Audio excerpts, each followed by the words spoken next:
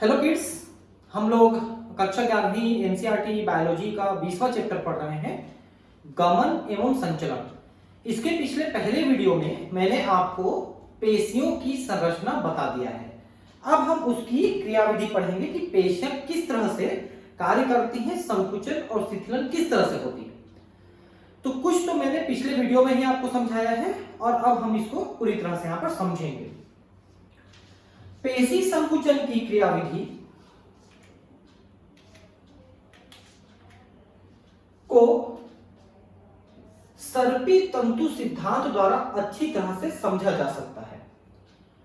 Sliding filament theory बोलते हैं इसको। मतलब क्या है कि जो पतले फिलामेंट है, एक्टिन फिलामेंट, वो मायोसिन फिलामेंट के बीच में इस तरह से गति करते हैं, इस तरह से फिसलते हैं, ठीक है, जिसको हक्सले एंड हक्सले नाम के वैज्ञानिकों ने दिया था, जिसके अनुसार पेशी रेशों का संकुचन पतले तंतुओं के मोटे तंतुओं के ऊपर सरकने से होता है। एक बात ध्यान रखेंगे, आपको एक प्रश्न आता है कि कौन से तंतु संकुचनशील है, तो एक्टिन तंतु, मायोसिन तंतु, दोनों या कोई नहीं। तो ज्यादातर लोग ये समझते हैं कि दोनों होता है, जबकि वास्तव में केवल एक्टिन फिलामेंट ही सरकता है, वही संकुचनशील होता है। मायोसिन फिलामेंट संकुचित नहीं होता। अब ये कैसे होता है, इसको आप पहले समझ लीजिए। देखिए, जैसे कि कोई पेशी है, ठीक है, उसके पास ब्रेन से आया हुआ एक तंत्रिका होता है जो उसके साथ जुड़ा हुआ है। हालांकि तंत्रिका और पेशी के बीच में थोड़ा सा स्थान होता है, सिनैप्स कहते हैं इसको। तो तंत्रिका से, ब्रेन से पेशी संकुचन का एक संदेश आएगा।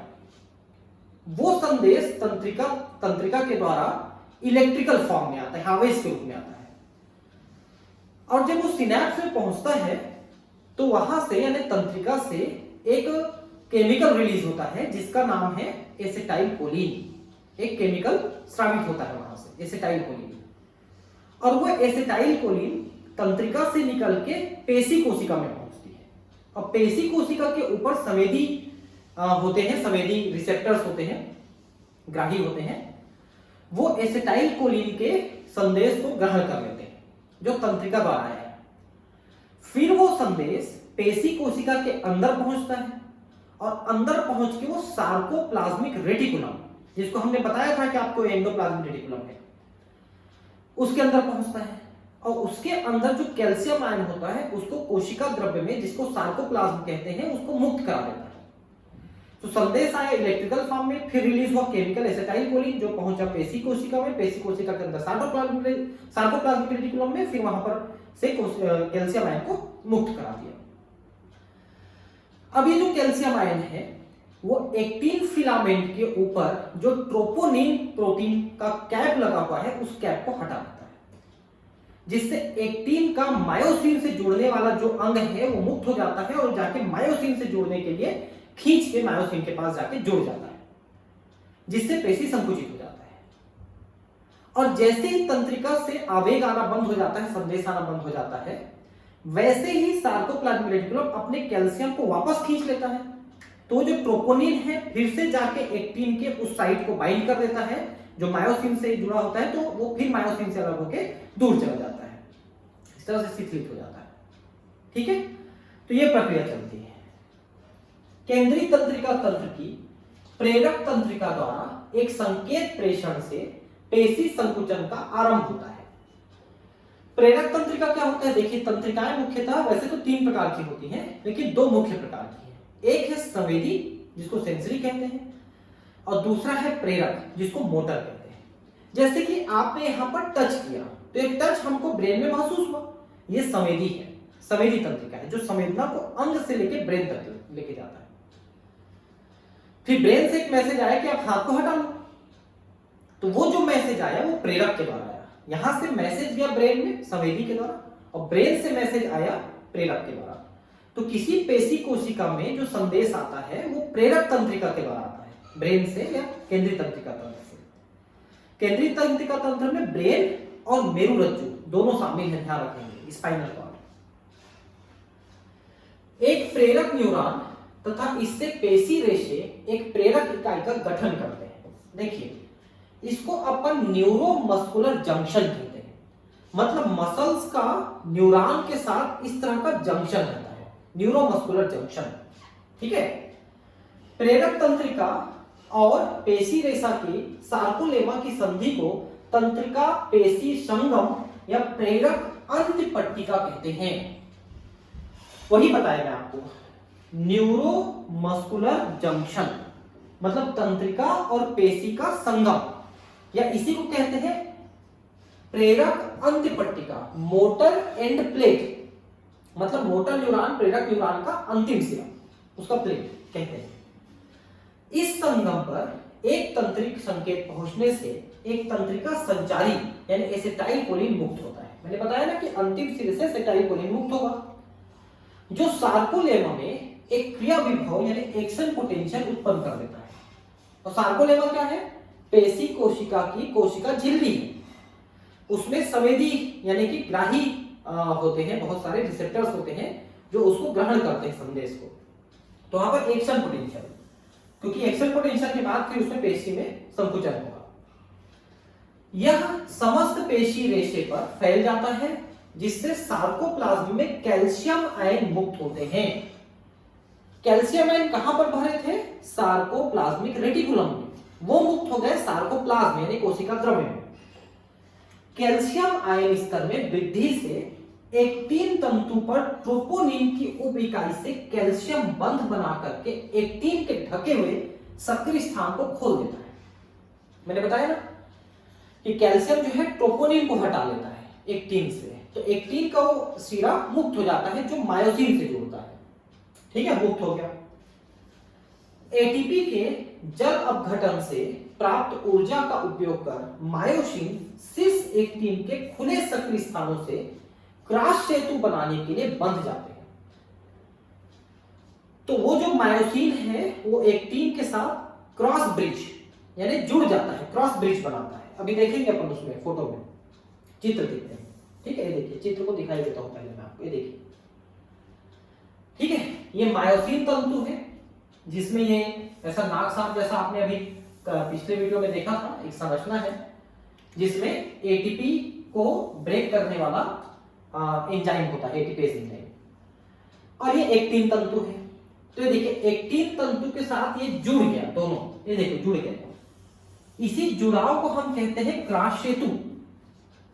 ठीक है, और ये क्रॉस सेतु मजबूती के साथ बंध गए तब तक वो जुड़ा रहेगा, और जैसे ही ये छोड़ा ये फिर से अलग हो गया, देख सकते हैं फिर से अलग हो गया। तो बहुत सिंपल है जो मैंने अभी आपको बताया। इस बंध से जुड़े हुए एक्टिन तंतुओं के ए बैंड के केंद्र की तरफ खींचते हैं।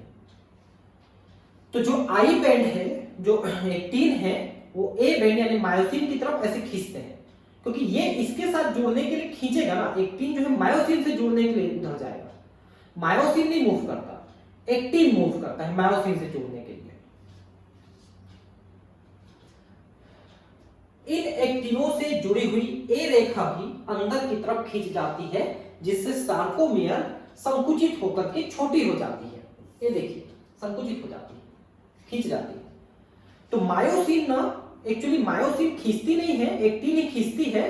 तो ऐसे सार्कोमियर दोनों तरफ से आके ऐसा, मतलब जेट लाइन ऐसे आके ऐसे ऐसे हो गए, ऐसे। ठीक है, ऊपर के चरणों से स्पष्ट है कि पेशी के छोटे होते समय अर्थात संकुचन के समय आई बैंडों की लंबाई कम हो जाती है, जबकि ए बैंडों की लंबाई ज्यों की त्यों रहती है। यही बात तो मैंने बताया कि मायोसिन फिलामेंट छोटी नहीं होती और उसमें संकुचन नहीं होता। एडीपी और फॉस्फेट मुक्त कर मायोसिन विश्राम अवस्था में वापस चला जाता है। ठीक है, तो वहां पर एटीपी से एडीपी और फॉस्फेट मुक्त हो जाते हैं, जिससे ऊर्जा मिलती है और वो पेशी संकुचित रहती है। उसके बाद फिर वो बाद में मुक्त हो जाती है और फिर से शिथिलित हो जाती है। एक नए एटीपी के बंधने से क्रॉस सेतु टूटते हैं। मायोसिन शीर्ष एटीपी को अपघटित कर पेशी के ओर संकुचन के लिए क्रिया दोहराते हैं, किंतु तंत्रिका संवेगी के समाप्त हो जाने पर सार्कोप्लाज्मिक रेटिकुलम द्वारा कैल्शियम आयन के अवशोषण से एक्टिन स्थल पुनः ढक जाते हैं। इसके फलस्वरूप जेड रेखाएं अपने मूल स्थान पर वापस हो जाती हैं, अर्थात शिथिलित हो जाते हैं। जब तक पेशियों के लिए संकुचन का संदेश आ रहा है तंत्रिका से, तब तक वो संकुचित रहेंगे। और ये क्रिया बार बार दोहराई जा रही है कि मतलब आपका जो एटीपी है वो टूट रहे हैं, ऊर्जा मुक्त कर रहे हैं, नए एटीपी बन रहे हैं, क्रॉस ब्रिजेस टूट भी रहे हैं, बन भी रहे हैं, लेकिन लगातार वो संकुचित अवस्था में है।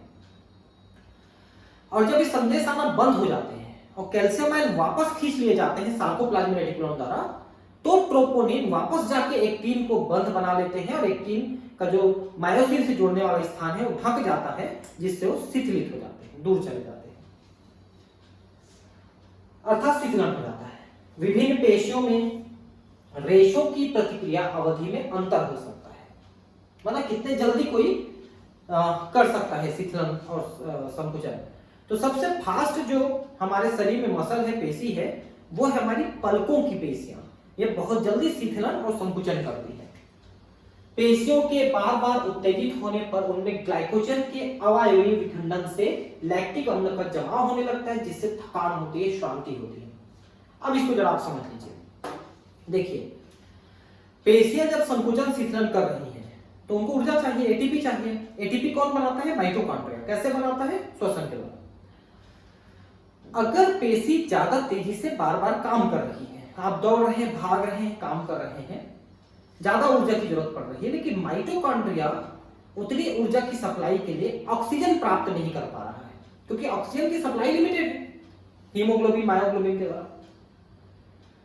तो जितना ऑक्सीजन मिल रहा है उससे ऑक्सीजन श्वसन तो करते हैं, वायवीय श्वसन, लेकिन अतिरिक्त ऊर्जा की सप्लाई के लिए फिर माइटोकॉन्ड्रिया में, मतलब कोशिका में, पेशी कोशिका में, क्योंकि माइटोकॉन्ड्रिया फिर अवायवीय में भाग नहीं लेता, तो कोशिकाएं अवायवीय श्वसन भी करने लगती हैं, जिससे जो पायरुविक एसिड NADH2 बनते हैं वो सभी लैक्टिक अम्ल में बदलते चले जाते हैं। अगर आप इस प्रक्रिया को ठीक से समझना चाहते हैं ना, तो श्वसन, पादपों में श्वसन वाले चैप्टर को आप पढ़िए, मैंने पढ़ाया हिंदी में भी, आप उसमें ज्यादा अच्छे समझ पाएंगे। तो पायरुविक अम्ल और NADH2 जो ग्लाइकोलिसिस से बनते हैं अवायवीय श्वसन में, वो दोनों मिलकर लैक्टिक अम्ल बनाने लगते हैं, और लैक्टिक अम्ल पेशियों में जमा होने लगता है, जिससे पेशियों के संकुचन शिथिलन में अवरोध आने लगता है, जिससे हमको थकान महसूस होती है उस पेशी में, और उसी कारण से पेशियां थक रही हैं। अब आप आराम करते हैं तो भी, नहीं करते हैं तो भी, ये लैक्टिक अम्ल रक्त में जाने लगते हैं, और रक्त में जब चले जाते हैं, खाली हो जाता है मसल, तो धीरे से उसकी थकान उतर जाती है, और रक्त से लैक्टिक अम्ल फिर लिवर में जाते हैं और लिवर में ग्लाइकोजन बना लेते हैं।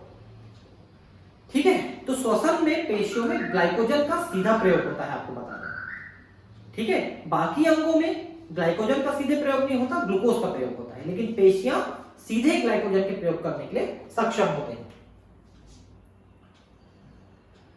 पेशियों में ऑक्सीजन भंडारित करने वाला लाल रंग का एक मायोग्लोबिन होता है। कुछ पेशियों में मायोग्लोबिन की मात्रा ज्यादा होती है, जिससे वे लाल रंग के दिखते हैं। ऐसी पेशियों को लाल पेशियां कहते हैं। ऐसी पेशियों में माइटोकॉन्ड्रिया अधिक होती है, जो एटीपी के निर्माण हेतु उनमें भंडारित ऑक्सीजन की बड़ी मात्रा का उपयोग कर सकती है। इसलिए इन पेशियों को वायुजीवी पेशी भी कहते हैं। पेशियां दो प्रकार की है, लाल पेशियां और श्वेत पेशियां। लाल पेशियां इसलिए कि उसमें मायोग्लोबिन नाम का एक पदार्थ होता है, जो बिल्कुल हीमोग्लोबिन जैसा होता है, ऑक्सीजन को संचालित कर सकता है, वो भंडारित कर सकता है, और इसमें माइटोकॉन्ड्रिया भी ज्यादा होते हैं, तो लंबे समय तक ये काम कर पाते हैं। भले ही थोड़ा सा धीमे काम करते हैं, लेकिन लंबे समय तक काम करते हैं। जबकि जो श्वेत पेशियां होती हैं, उनमें मायोग्लोबिन कम होता है, माइटोकॉन्ड्रिया कम होता है, लेकिन ये तेजी से काम करते हैं कुछ समय के लिए, तेजी से काम करके जल्दी थक जाते हैं, तो मतलब कम समय के लिए काम कर पाएंगे श्वेत पेशियां।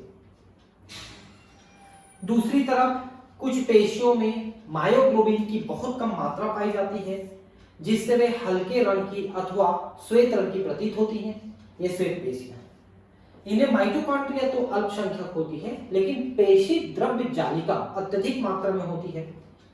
तो जो सार्कोप्लाज्मिक रेटिकुलम है वो ज्यादा पाई जाती है, इसी कारण से वो तेजी से संदेश ग्रहण करके तेजी से कार्य कर सकती है, लेकिन कम समय के लिए, क्योंकि जल्दी थक जाती है। ये अवायवीय विधि द्वारा ऊर्जा प्राप्त करती है, क्योंकि इनमें माइटोकॉन्ड्रिया कम है, तो अवायवीय श्वसन होगा। भाई वायवीय श्वसन के लिए माइटोकॉन्ड्रिया चाहिए ना, आप श्वसन वाले चैप्टर में पढ़ लीजिएगा, आपको ठीक से समझ में आएगा।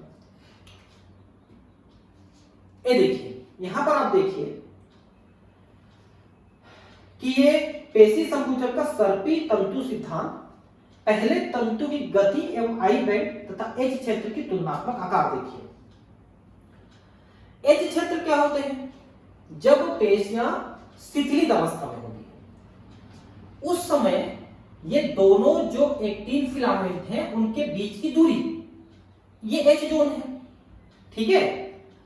और जब पेशियां संकुचित होना शुरू होती है तो ये देखिए यहां पर एच जोन ज्यादा चौड़ा है, यहां पर कम चौड़ा है, यहां पर एकदम गायब हो गया एच जोन, ये एक दूसरे पे चढ़ गए, एक्टिन फिलामेंट चढ़ गए, ठीक है। तो एच जोन धीरे धीरे छोटा होते होते विलुप्त हो जाता है और ये जो जेड लाइन है यही एक दूसरे की तरफ मूव करते हैं, ठीक है, एक दूसरे की तरफ मूव करते हैं। अब जेड लाइन इधर जा रहा है तो ये जेड लाइन इधर आ जाएगा, तो सब एक दिशा में ही मूव कर रहे हैं, ये एक ही दिशा में मूव करेंगे एक्चुअली।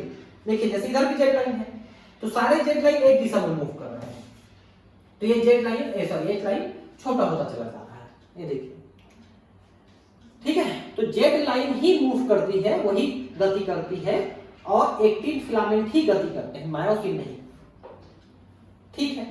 तो इस तरह से ये आपकी पेशी क्रियाविधि आपको समझ में आ गई होगी कि कैसे ये काम करते हैं।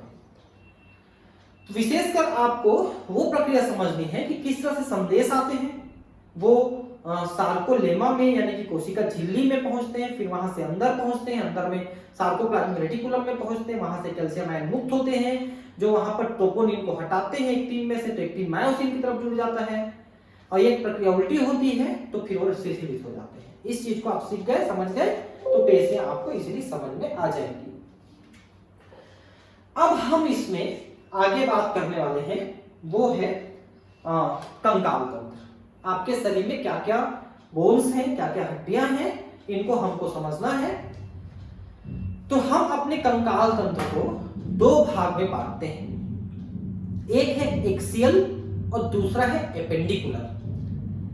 एक्सियल में मुख्यतः हम शामिल करते हैं इसको खोपड़ी को और ये आपकी मेरिवर्चू स्पाइनल कॉर्ड, ये वर्टिब्रल कॉलम, इसको शामिल करते हैं। और एपेंडिकुलर में हम हाथ पैर की अस्थियों को शामिल करते हैं, ये गर्डिल है, हाथ पैर की अस्थियां हैं। एक्सियल वाले में हम ये खोपड़ी और ये आपका वर्टिब्रल कॉलम, स्टर्नम, इनको हम शामिल करते हैं। तो सबको हम धीरे धीरे यहां पर पढ़ेंगे, इनके संरचनाओं के बारे में हम समझेंगे। कंकाल तंत्र में अस्थियों का एक ढांचा और उपास्थियां होती हैं। शरीर में बहुत सारी उपास्थियां भी होती हैं जिनको हम कार्टिलेज कहते हैं, ठीक है। जैसे ये कान है, ये इलास्टिक कार्टिलेज का बना है। ये नाक आपका यहाँ पर नेजल सेप्टम इलास्टिक कार्टिलेज का बना है। आपके जो श्वास नाल के पहले सिरे पर एक ढक्कन जैसा होता है एपिग्लॉटिस, वो इलास्टिक कार्टिलेज का बना है। लेकिन आपके ट्रेकिया में जो सी आकार की रिंग्स हैं वो आपकी हाइलाइन कार्टिलेज की बनी हुई है। शरीर की गति में इस तंत्र की महत्वपूर्ण क्या होगी, हाँ, तंत्र की महत्वपूर्ण भूमिका होती है। कल्पना कीजिए बिना जबड़ों के भोजन चमन करना पड़े और बिना पादस्थियों के टहलना, क्या यह संभव है कि जबड़े आपके ना हिले? मैंने आपको बताया है कि जबड़े की जो पेशियां हैं शरीर में सबसे मजबूत पेशियां, सबसे स्ट्रांग पेशियां हैं, ठीक है। और सबसे बड़ी पेशी आपके हिप मसल है, ये जो पीछे हिप है, बटक है, उसकी पेशियां सबसे ज्यादा बड़ी पेशियां हैं। और जांघ की पेशियां सबसे लंबी पेशियां हैं जिसको अपन सार्टोरियस मसल कहते हैं।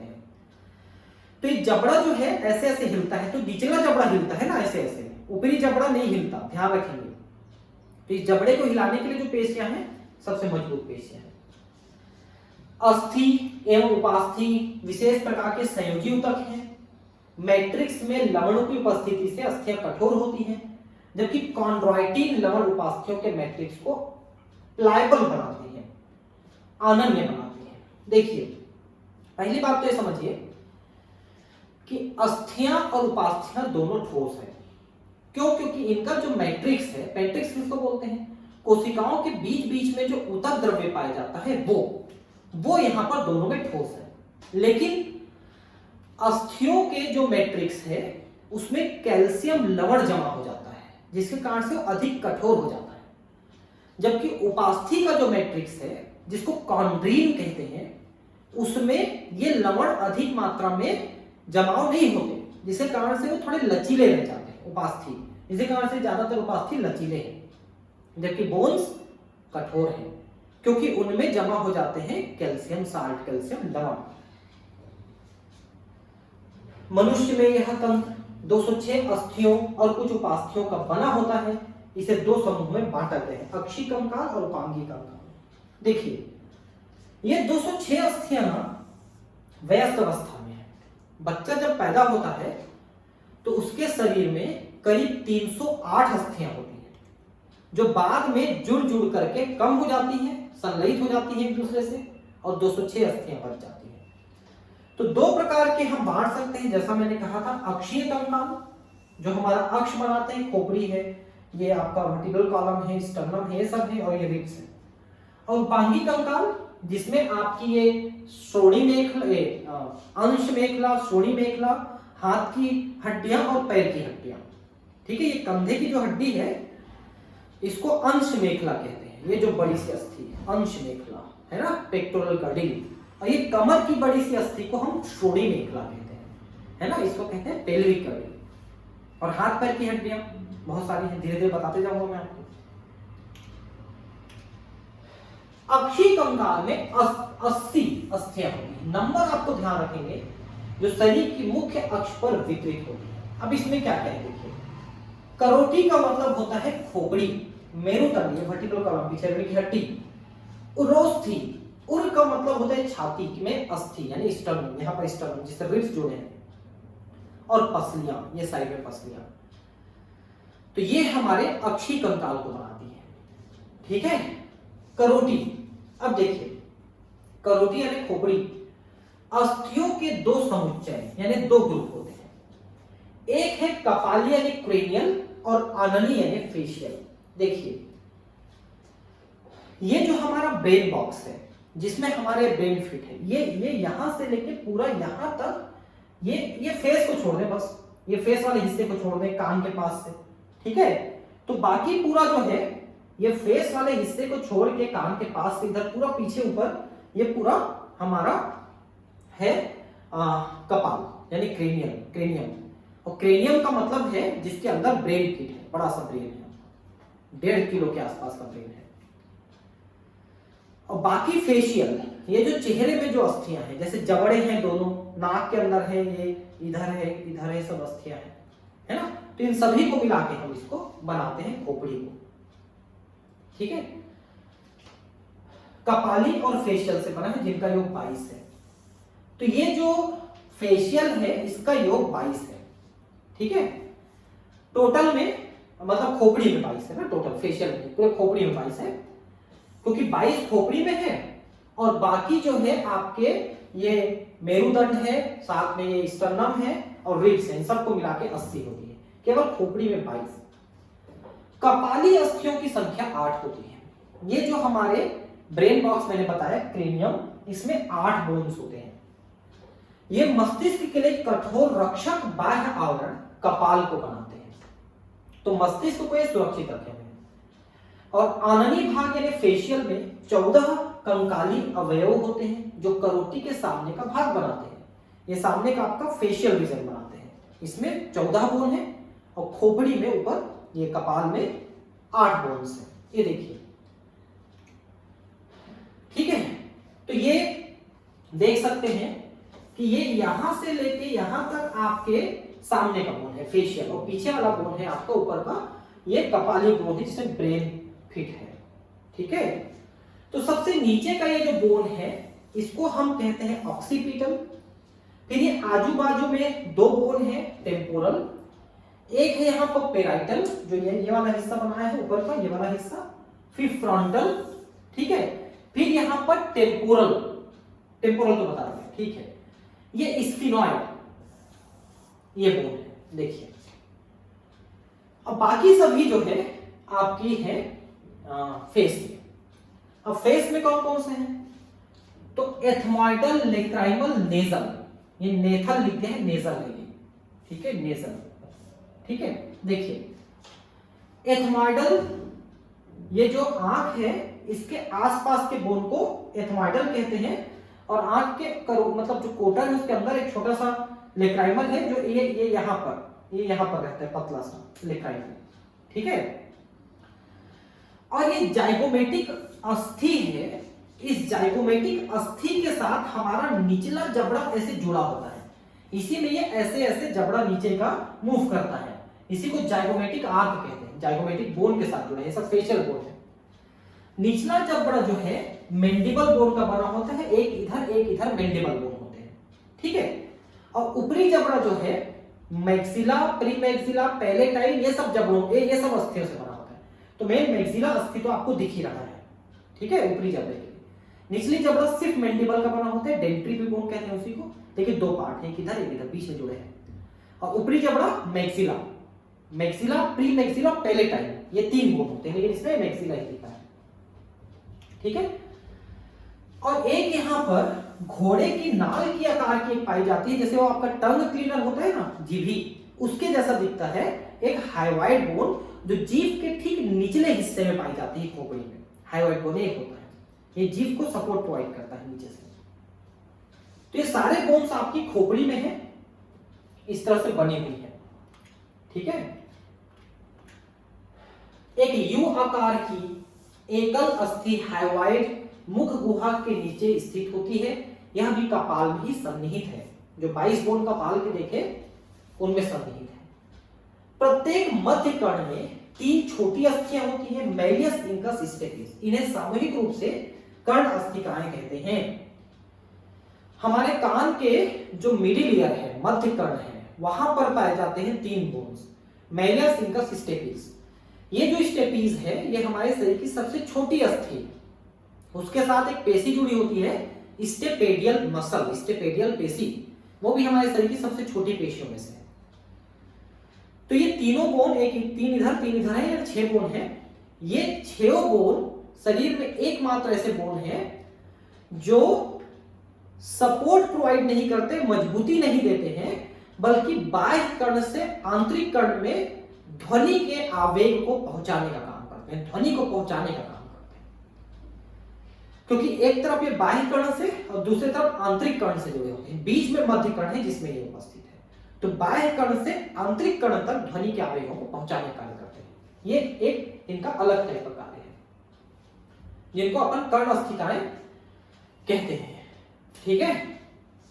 कपाल भाग कशेरुक दंड के अग्रभाग के साथ 2 अनुकपाल अस्थि कंदों ऑक्सीपिटल कोंडाइल की सहायता से संधि योजन करता है द्विकंद की करोटीय डाइकोंडाइलिक स्कल।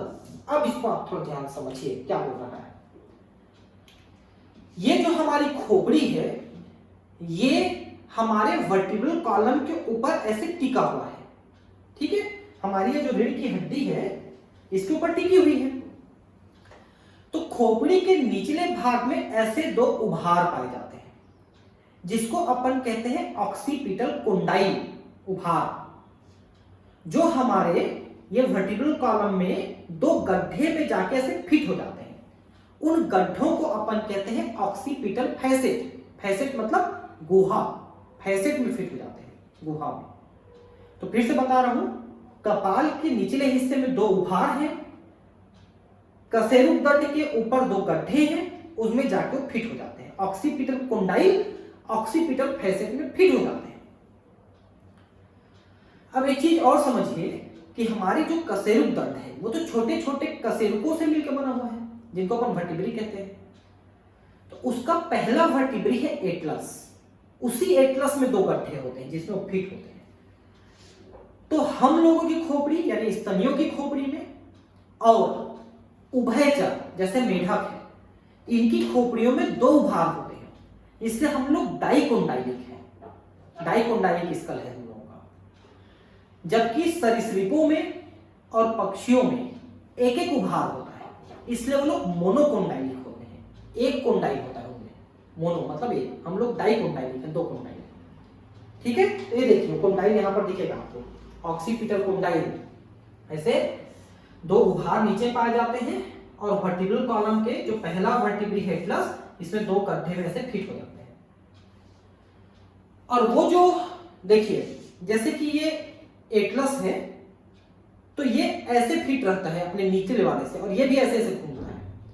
जब आप खोपड़ी को ऐसे ऐसे घुमाते हो तो एटलस भी ऐसे ऐसे आजू बाजू में से घूमता है। उसके नीचे एक्सिस वर्टिब्री है, एक्सिस वर्टिब्री वो ऐसे फिट है कि वो ऐसे ऐसे घूम सकता है वो एटलस। तो आपकी खोपड़ी के साथ वो पाइवॉट ज्वाइंट बनाता है। पाइवॉट ज्वाइंट मतलब ऐसे घूर्णन, घूर्णी संधि बनाता है। तो ये ऑक्सीपिटल कोंडाइल आप समझ गए, दो गुहार हैं और वो नीचे कशेरुक दंड के शुरू वाले भाग में दो गड्ढे हैं, उनको ऑक्सीपिटल फैसेट कहते हैं। ऑक्सीपिटल फैसेट कशेरुक दंड में, उसमें जाके जुड़ जाते हैं। ठीक है, तो हम लोग डाइकोंडाइलिक हैं, द्विकंदकी करोटी वाले हैं। ठीक है, डाइकोंडाइलिक है। अब ये हमारा कशेरुक दंड है। देखिए हमारा कशेरुक दंड पीछे है और उनके अलग अलग हिस्सों को अपन अलग अलग नाम देते हैं। जैसे हमारे गले वाले हिस्से में जो भाग है इसको हम कहते हैं ग्रीवा, यानी कि आपका ये थोरेसिक है, इससे पहले आपका नेक वाला रीजन है, ग्रीवा वाला पार्ट है। ठीक है, तो यहां पर एक चीज समझिए आप लोग कि ग्रीवा वाले भाग में, नेक वाले भाग में 7 वर्टिब्री होते हैं। 1 2 3 4 5 6 7 वर्टिब्री। और ये 7 की संख्या सभी स्तनियों में फिक्स्ड है। कहीं कहीं पर अपवाद के स्वरूप अलग हो सकता है, ज्यादातर में 7 की संख्या फिक्स्ड है। ठीक है, चाहे वो चूहे का छोटा सा गर्दन हो, चाहे वो जिराफ का इतना लंबा गर्दन हो, सभी में ये जो सर्वाइकल वर्टिब्री है ग्रीवा वाली, इनकी संख्या 7 फिक्स्ड है। इसको इंग्लिश में सर्वाइकल कहते हैं ना, वो 7 की संख्या फिक्स्ड है। ठीक है, कहीं कहीं अपवाद अलग बात हो सकता है।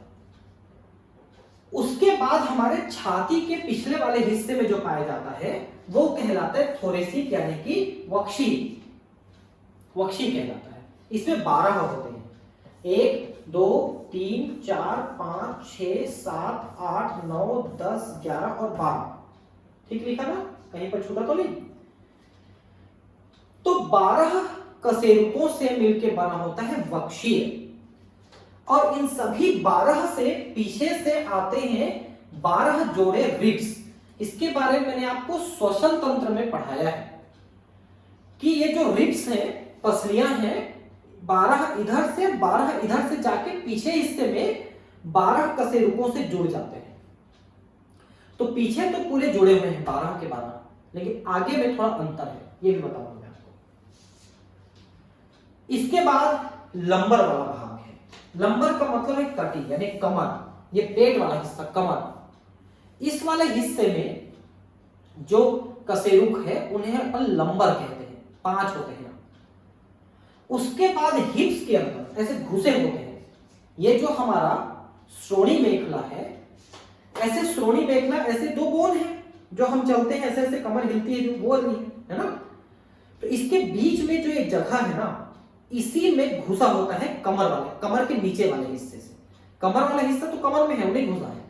उसके निचले, जिसको अपन सैक्रल वर्टिब्रे कहते हैं, हिप्स वाले भाग में सैक्रल, 5 सैक्रल मिलके एक बड़ा सा ऐसा यूनिट बनाते हैं, उसको सैक्रम कहते हैं। वो घुसा होता है बीच में। तो ये घुसा है ना, तो पूरा भाग जो है ये हमारे कमर की अस्थि पे है, क्योंकि ये पूरा भाग उठाया हुआ है पूरे ऊपर के हिस्से को और खोपड़ी को, तो इसके ऊपर आ गया। अब इसका भार हमारे पैरों के ऊपर है। इसीलिए जब कोई ज्यादा भारी महिला या ज्यादा भारी पुरुष अपने पैरों में दर्द की शिकायत लेके जाता है, तो डॉक्टर बोलते हैं भैया थोड़ा वजन कम करो, ताकि पैरों के ऊपर लोड कम हो तो आपका दर्द कम हो। अब किसी के ऊपर आप इतना लोड दे रहे हो कि लोड नहीं ले पा रहा है, तो चीख रहा है, वही दर्द के रूप में आपको महसूस हो रहा है। तो मैं बता रहा था कि गले वाले हिस्से में ग्रीवा यानी सर्वाइकल, फिर छाती वाले वक्ष, फिर लंबर, फिर सैक्रल, सैक्रल वाला घुसा हुआ है, और आखिरी में कॉर्डल है हम लोगों में। तो कॉर्डल वाला भाग जो है हम लोगों में छोटा है और ये कॉकिक्स के रूप में है। ठीक है, ये देखिए सैक्रम, ये हमारे श्रोणी मेखला में बीच में घुसा हुआ है, जिसके कारण से हमारे कमर से ये सपोर्ट मिला हुआ है उसको। ठीक है, तो इस तरह से बना हुआ हमारा कशेरुक दंड। ठीक है, और इसके अंदर स्पाइनल कॉर्ड होता है, इसके अंदर जो है ऐसे स्पाइनल कॉर्ड गुजरा होता है जो ब्रेन का हिस्सा है, और वहीं से तंत्रिकाएं निकल के आपके मुंडी से नीचे पूरी तंत्रिकाएं शरीर में फैली है जो आपके शरीर का संचालन कर रही है। मतलब जैसे हाथ को ऊपर उठाए तो इसका संदेश आपके स्पाइनल कॉर्ड से होते हुए गया, मेरुरज्जु से।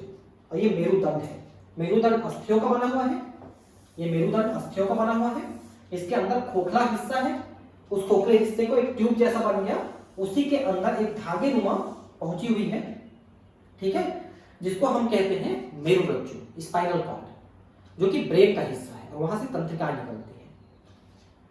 हमारा कशेरुकदंड क्रम में व्यवस्थित पृष्ठ भाग में स्थित 26 इकाइयों का बना होता है, जिन्हें कशेरुक कहते हैं।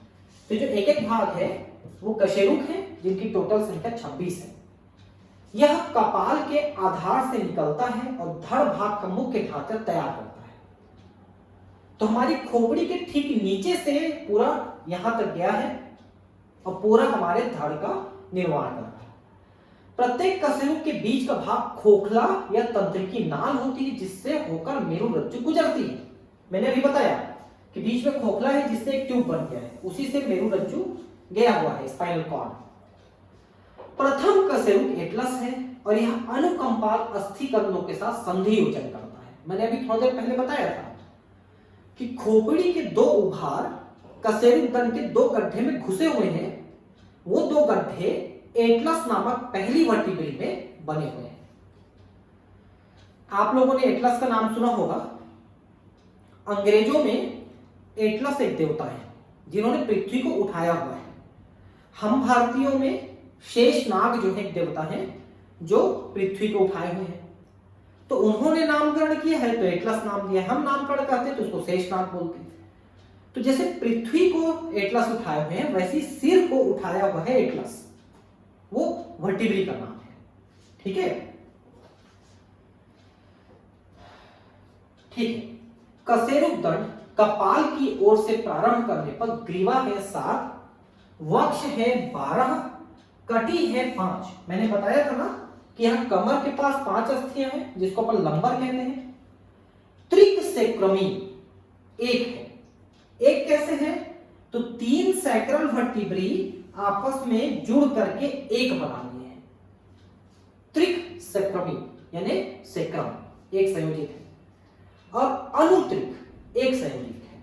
मतलब क्या है? पूंछ वाला जो है जिसको कॉकिक्स या अनुत्रिक कहते हैं, ये भी 3 के मिलने से बना है, छोटा सा रहता है।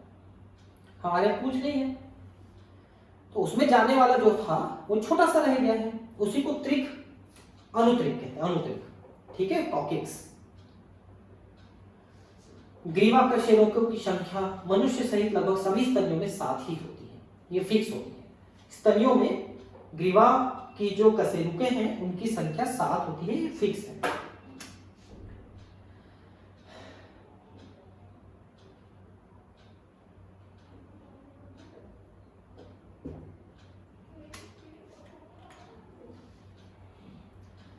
कशेरुकदंड मेरुरज्जु की रक्षा करता है क्योंकि इसके अंदर ही मेरुरज्जु गुजरा हुआ है, उसकी रक्षा करता है।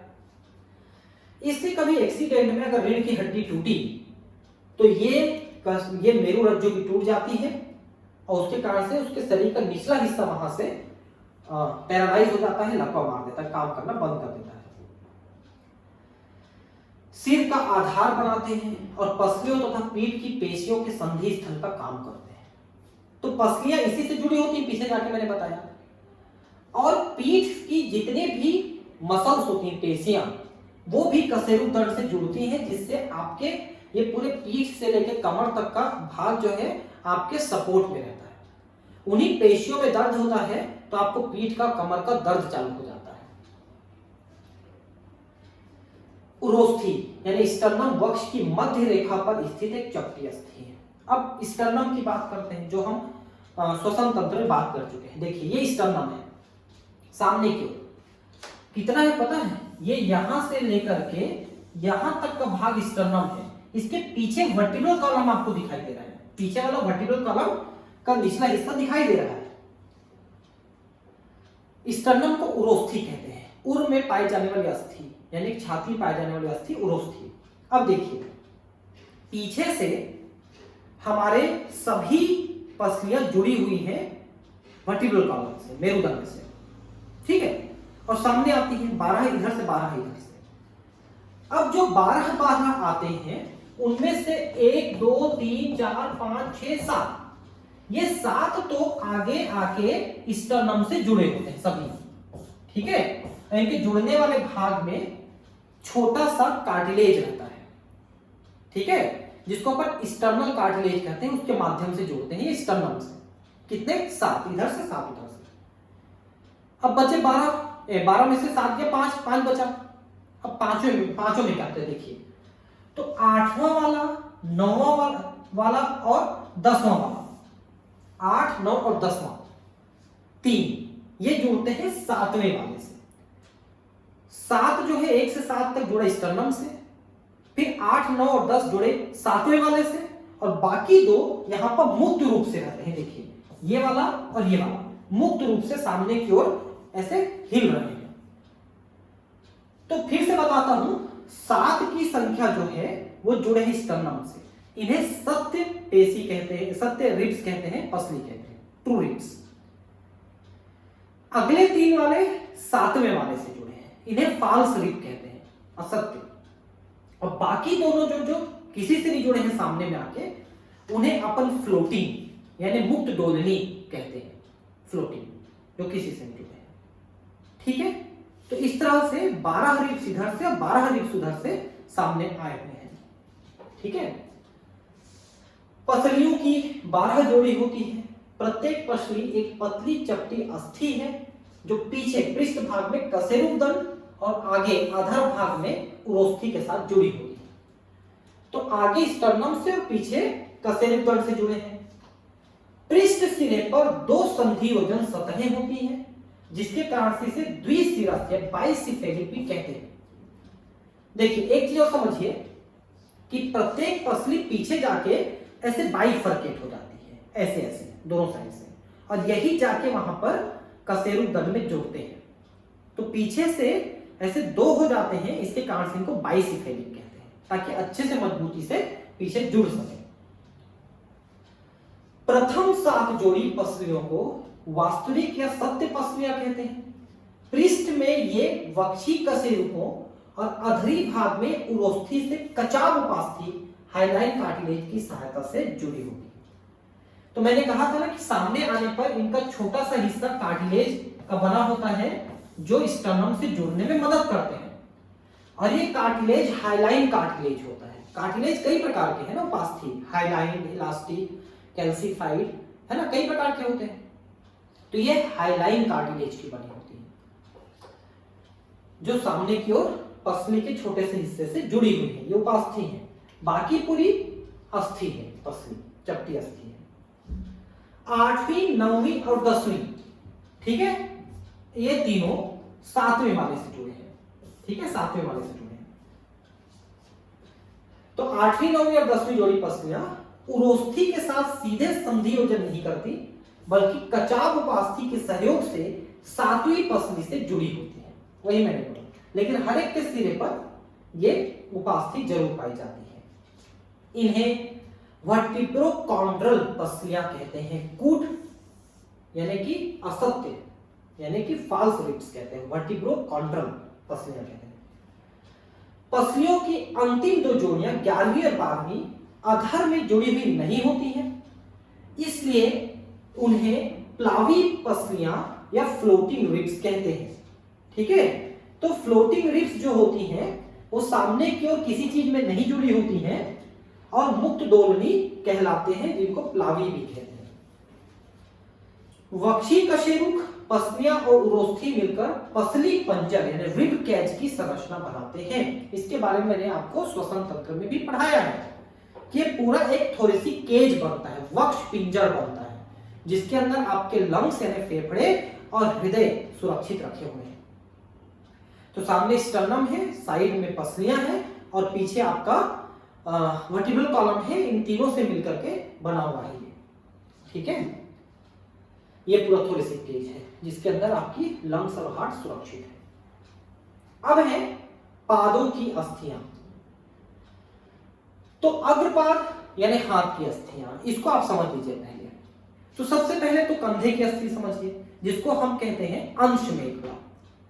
अंश मेखला में क्या क्या है देखिए, क्लेविकल, स्केपुला और सुप्रास्केपुला, 3 बोन मुख्यतः होते हैं, जिसमें क्लेविकल और स्केपुला 2 मुख्य बोन होते हैं। ये पीछे आपकी एक चौड़ी सी अस्थि आपको महसूस होगी, ये स्केपुला है।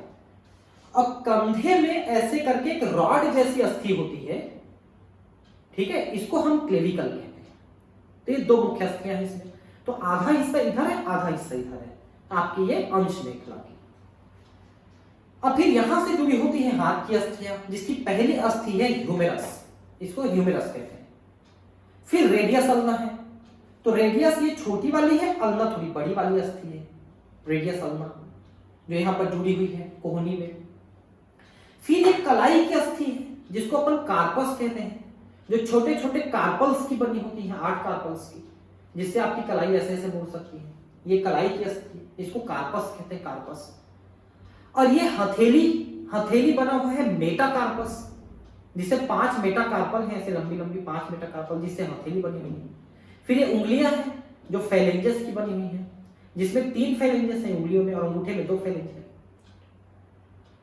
तो humerus, radius ulna, carpus, metacarpus और फेलेंजेस, ये हाथ की अस्थियां हैं, ठीक है। और ये आपकी कंधे की बोन, जिसको हम कहते हैं अंश मेखला। तो पादों की अस्थियां अपनी मेखला के साथ उपांगी कंकाल बनाती हैं। तो ये जो हमारे उपांग है, उपांग का सीधा मतलब है हाथ पैर की अस्थियां। प्रत्येक पाद में 3 अस्थियां पाई जाती हैं। अग्रपाद, भुजा की अस्थियां क्या क्या है देखिए, तो ये ह्यूमेरस है, ठीक है, रेडियस और अल्ना 2 बोन है। कार्पस, कलाई की अस्थियां, जो संख्या में 8 है, कार्पस। मेटाकार्पस, हथेली की अस्थियां, जिसमें 5 है, ये हथेली हमारी बनाई हुई है, ये 5 की संख्या में है। और फेलेंजेस, अंगुलों की अस्थियां, तो अंगुली में आपकी अंगूठे में 2 और बाकी में 1 2 3 ऐसे रहते हैं। तो ये हो गया 4 या 12 और 2 14, ये फेलेंज हो गए, ठीक है, ये हो गए।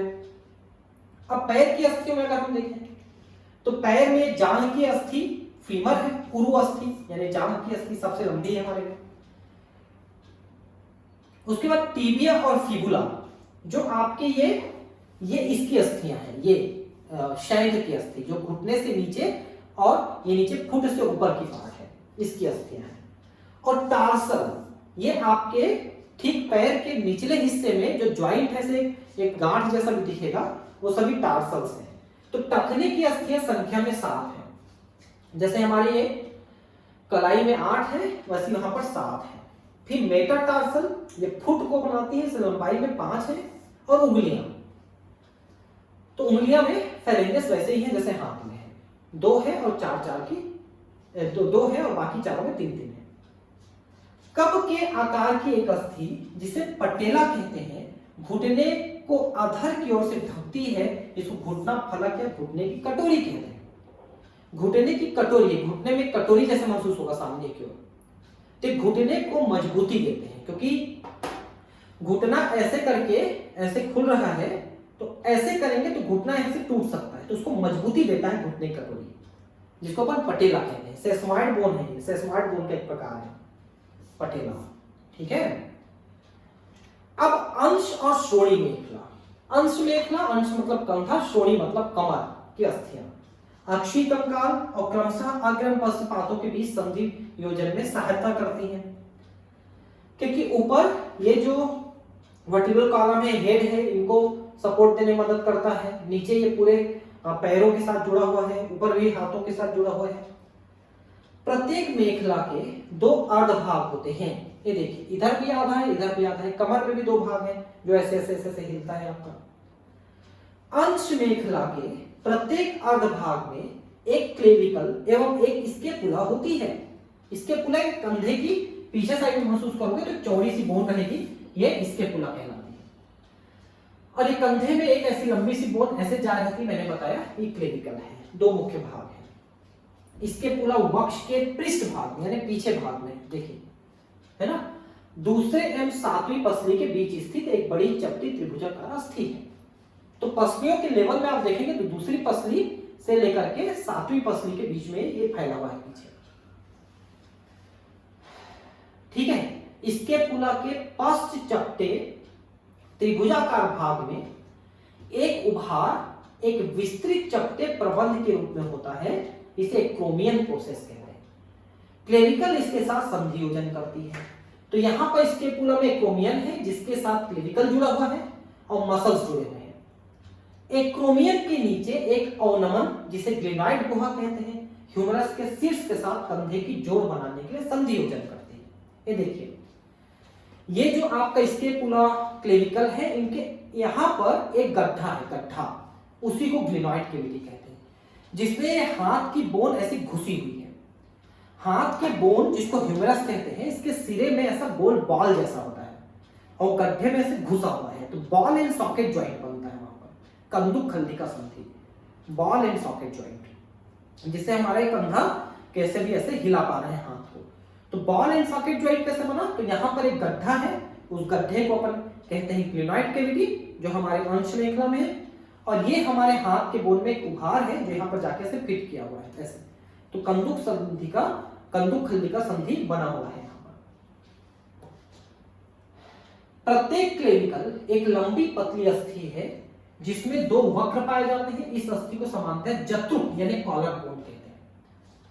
तो अगर आप क्लेविकल को देखें तो ये देखिए, पहले उभरा फिर नीचे गया फिर उभरा, ऐसे थोड़े से उबड़ खाबड़ बना हुआ है, उसी को कहते हैं ये देखिए। ठीक है, दो वक्र पाए जाते हैं। तो कंधे में इस तरह की बोन है, वो ऐसे इसके ऊपर कुछ रखते हो कंधे में, तो इसी के ऊपर रखते हो आप क्लेविकल बोन के ऊपर, उसको कॉलर बोन भी कहते हैं। कॉलर यही समझना है, देखिए कॉलर ये। अब श्रोणी मेखला देखिए, कमर की बोन, श्रोणी मेखला। तो ये कमर में जो बोन है, चौड़ी सी ऐसी बोन है, श्रोणी मेखला। दो अर्ध भागों की बनी होती है ये भी, इनको अस इनोमिनेटम कहते हैं, अस इनोमिनेटम, एक एक को। और हर एक के तीन भाग हैं। क्या क्या है? इलियम, इस्चियम, प्यूबिस, तीन भाग हैं हर एक हिस्से के।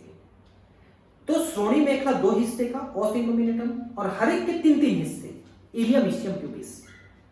और प्यूबिस वाला भाग नीचे से जुड़ा हुआ है, को जोड़ने के लिए यहां पर ऐसे करके एक उपास्थि का एक बैंड लगा हुआ है, उसको हम प्यूबिस सिम्फाइसिस कहते हैं। जो महिलाओं में थोड़ी चौड़ी होती है, जिससे कमर वाला हिस्सा महिलाओं की थोड़ी चौड़ी होती है, क्योंकि वहीं से योनि मार्ग गुजरता है, और बच्चे के जन्म के समय और थोड़ी फैल जाती है। ठीक है, तो ये है वहां पर प्यूबिस सिम्फाइसिस। ठीक है, श्रोणी मेखला में दो अस्थियां होती हैं। प्रत्येक श्रोणी अस्थि तीन अस्थियों के संयोजन स्थल पर एक गुहा, तीन अस्थियों के संयोजन से बनी होती है। फिर से पढ़ देता हूं। श्रोणी मेखला में दो श्रोणी अस्थियां होती हैं। प्रत्येक श्रोणी अस्थि तीन अस्थियों के संलयन से बनती है, इलियम, इस्चियम, प्यूबिस, मैंने बताया ना। और श्रोणी अस्थियों का मतलब है अस इनोमिनेटम। इन अस्थियों के संयोजन स्थल पर एक गुहा एसिटाबुलम होती है, जिसे उरु संधि संयोजन करती है। देखिए, जैसे आपने कंधे में पढ़ा कि ग्लिनॉइड कैविटी है जिसमें ह्यूमरस का बॉल फिट होता है, वैसी कमर में एक गुहा होती है, उसे एसिटाबुलम कहते हैं, उसमें फीमर की बॉल फिट होती है, वहां पर भी कंदुक खल्ली का संधि बनती है। ठीक है, तो एसिटाबुलम क्या है? ये श्रोणी मेखला में पाए जाने वाली एक गुहा है। तो इलियम, इस्चियम, प्यूबिस तीनों जहां पर जुड़ते हैं वहां पर ये पाई जाती है। देखिए यहां पर है, ध्यान से देखेंगे तो ये यहां पर एक गुहा है श्रोणी मेखला की। तो यहां पर इलियम और ये इस्चियम और ये प्यूबिस वाले पार्ट तीनों से मिलकर के ये बना हुआ है, इसमें तीनों का हिस्सा होता है उस गड्ढे को बनाने में, जिसमें फीमर जाके फिट हो जाता है। ठीक है, ऐसा है।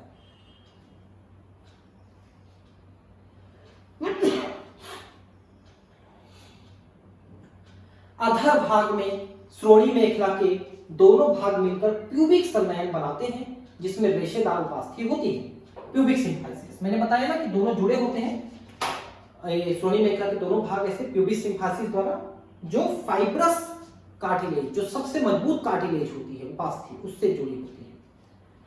पैर की अस्थियों में आप देख सकते हैं ये फीमर है, ठीक है, और ये टिबिया फिबुला है। आप देख सकते हैं टिबिया थोड़ी लंबी होती है, फिबुला थोड़ी छोटी होती है, और ये टिबिया लंबी होती है ना, ध्यान रखिए।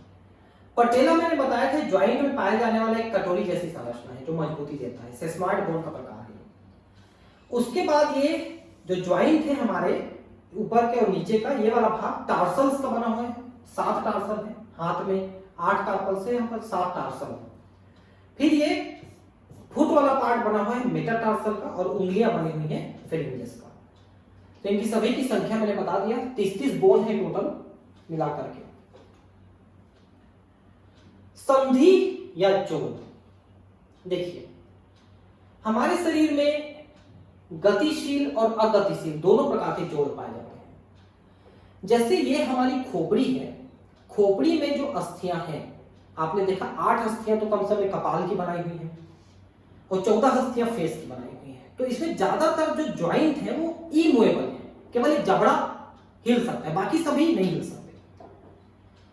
तो ये इमूवेबल ज्वाइंट है जो नहीं हिल सकते, लेकिन बाकी जो ज्वाइंट है शरीर की जो हिल सकते हैं वो भी है, ठीक है। संधियां या जोड़ हर प्रकार की गति के लिए आवश्यक हैं, जिनमें शरीर की अस्थियां सहयोगी होती हैं। चलन गति भी इनका अपवाद नहीं है। जोड़ अस्थियों अथवा एक अस्थि और एक उपास्थि के बीच का संधि स्थल है। तो जहां पर 2 अस्थियां या अस्थि उपास्थि मिलते हैं वो संधि या जोड़ है। जोड़ों द्वारा गति के लिए पेशी जनित बल का उपयोग किया जाता है, ठीक है। तो पेशियां इनको गति कराती हैं, मैंने इसको पहले में बताया है, पहले वीडियो में। यहां जोड़ आलंब फलक्रम का कार्य करते हैं। आलंब का मतलब सपोर्ट देते हैं, ठीक है। इन जोड़ों पर गति विभिन्न कारकों पर निर्भरता के कारण बदलती है। जोड़ों को मुख्यतः 3 संरचनात्मक रूपों में वर्गीकृत किया जा सकता है, रेशी, उपास्थि और साइनोवियल।